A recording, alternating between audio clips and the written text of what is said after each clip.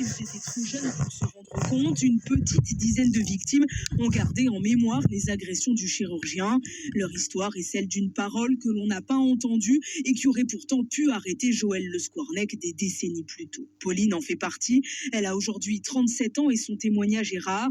À 11 ans, elle est hospitalisée 10 jours dans une clinique bretonne pour de graves complications après une appendicite.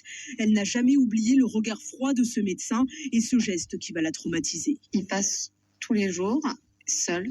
Il me dit de me retourner, que il faut qu'il regarde si j'ai pas de douleur. Donc il va m'introduire un doigt dans mes fesses. C'est vraiment le geste qui m'a énormément marqué, quoi. Tout de suite, parce que du coup j'appelle ma maman après derrière et je lui ai dit j'ai eu un doigt dans les fesses et j'ai eu très très mal. Et elle me dit Pauline, c'est un médecin. Je pense que c'est un geste normal et puis elle va pas chercher plus loin du coup. Je suis une enfant, j'ai 11 ans et j'ai parlé. J'ai dit ce que j'avais à dire. Qu'est-ce que je voulais que je fasse à 11 ans, en fait? Quoi de plus? J'étais trop jeune pour comprendre peut-être même qu'en fait, ça allait pourrir toute ma jeunesse. Pendant presque 20 ans, Pauline survit comme elle peut, paralysée par des phobies et des crises d'angoisse à répétition. Elle ne fait pourtant jamais le lien avec ce souvenir qu'elle a tenté d'enfouir jusqu'à cette convocation à la gendarmerie en 2018. Elle apprend alors que son nom figure dans les carnets où Joël Le Squarnec a retranscrit pendant plus de 30 ans des centaines d'agressions commises sur des enfants. Un journal intime de l'horreur où le chirurgien raconte ce geste qu'elle n'a jamais oublié, mais aussi d'autres agressions dont elle n'avait aucun souvenir. Pour Pauline, le choc est vertigineux. Sa mère, Claudine, assiste aussi à l'audition.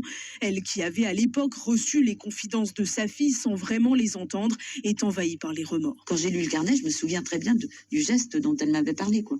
Et là, je culpabilise beaucoup, bien sûr. Je me dis, c'est pas possible. J'ai pas réalisé, mais oui, j'ai eu l'impression de ne pas avoir suffisamment creusé, peut-être de ne pas l'avoir suffisamment entendu. On ne s'imaginait pas que ça puisse exister. Et encore, je pense encore moins de la part d'un médecin. J'ai l'impression d'avoir failli, effectivement. Et j'ai failli. Mais cette maman aurait-elle déposé plainte si elle avait soupçonné à l'époque une agression sexuelle?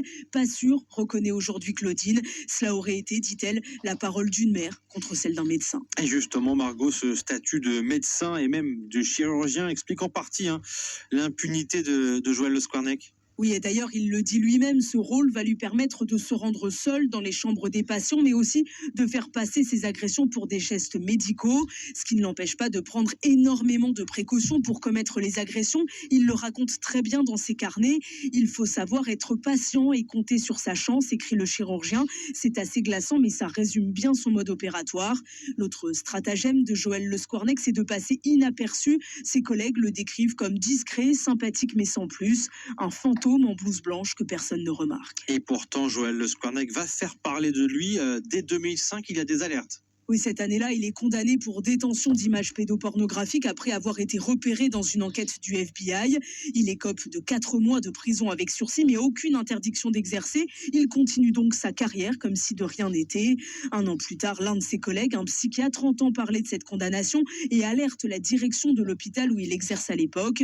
Au fil des mois, France Info, vous l'avez révélé, l'information va remonter jusqu'au ministère de la Santé. La question de radier Joël Le Squarnec se pose, mais finalement, rien n'est fait. Et le chirurgien continue sa carrière dans plusieurs hôpitaux jusqu'à son interpellation 12 ans plus tard. Une passivité coupable des instances hospitalières, estime maître Francesca Sata. Elle est l'avocate de plusieurs parties civiles. On ne peut pas passer 30 années en toute impunité sans que personne ne se soit perçu de rien. Il va arriver à Jonzac alors qu'il a dans son dossier professionnel la condamnation à la détention d'images pédopornographiques. Ça n'empêchera pas qu'il soit embauché. On a besoin d'un bon praticien. C'est tout ce qu'on va regarder. Ça ne dérange personne parce que tout le monde s'en moque. Il faudra finalement le courage d'une petite fille de 6 ans pour arrêter le chirurgien. En 2017, cette voisine de Joël Le Squarnec raconte à ses parents avoir été violée au fond de leur jardin.